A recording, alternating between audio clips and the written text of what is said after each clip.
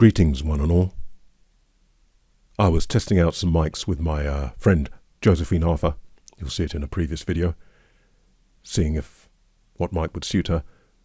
And at the end she said, oh, by the way, I've got this cable which seems to be playing up. Would you mind taking it and having a look? If it's too much trouble, just ditch it, but it might be quite simple.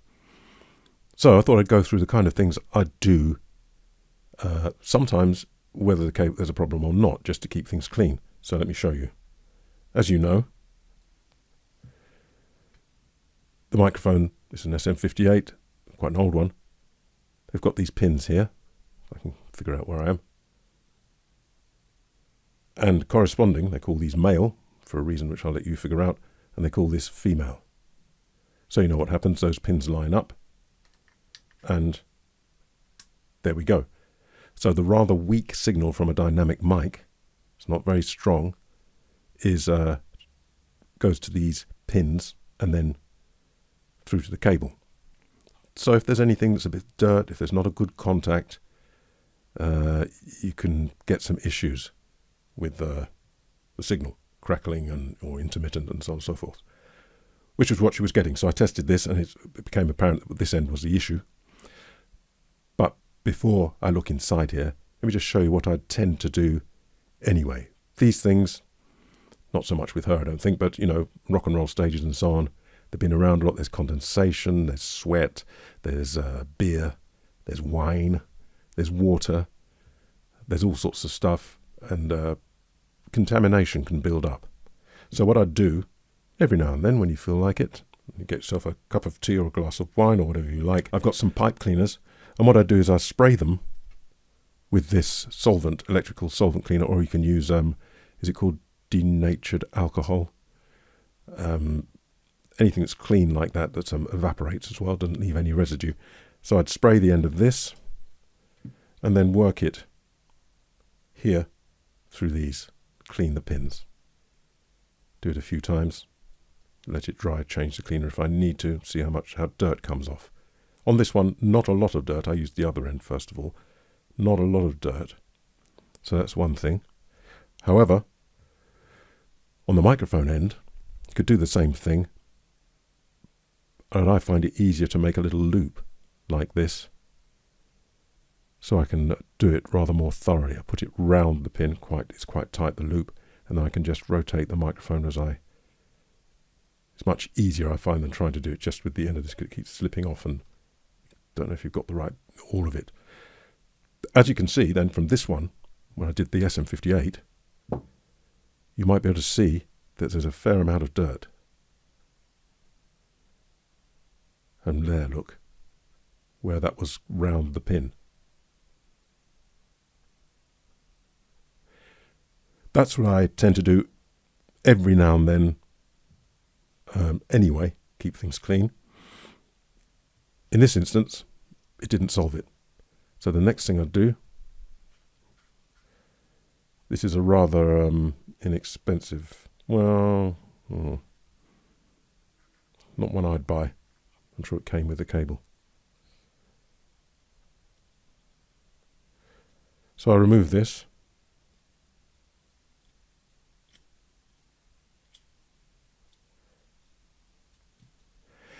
And then the next culprit I'd look at would be, obviously, the solder joints. Now on this one, they look all right. They look all right. Something else I might do, if I suspect that these pins in there, the metal pins are like this, and the pin goes into it, the metal collar in there, and it's like that, obviously, because it's so it springs a bit, is the idea. If that's got loose, then the pin could be, so you can, I'm using my dad's old dental instrument, if you carefully get to the edge of the pin and squeeze it in a bit, you could try that.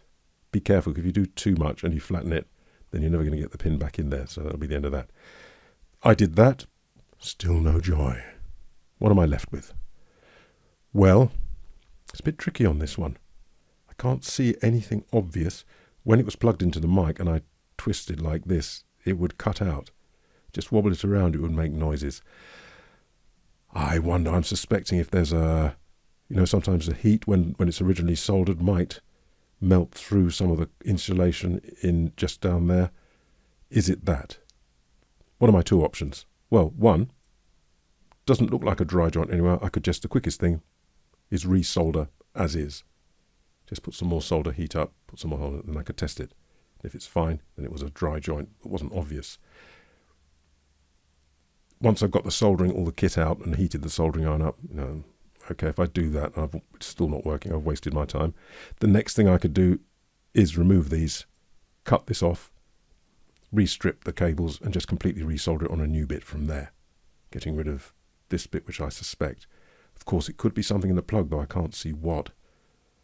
If I do that and test it and it's still not working, I've wasted my time again.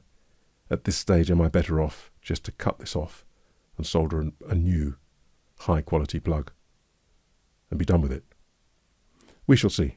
I think I'll go through the process, if I've got the time, just out of interest, and resolder first, test, then remove, cut it, new bits of wire, solder those. And if it's still not working, then I know it's something, whatever it could possibly be, in the plug, and I have to put a new one on.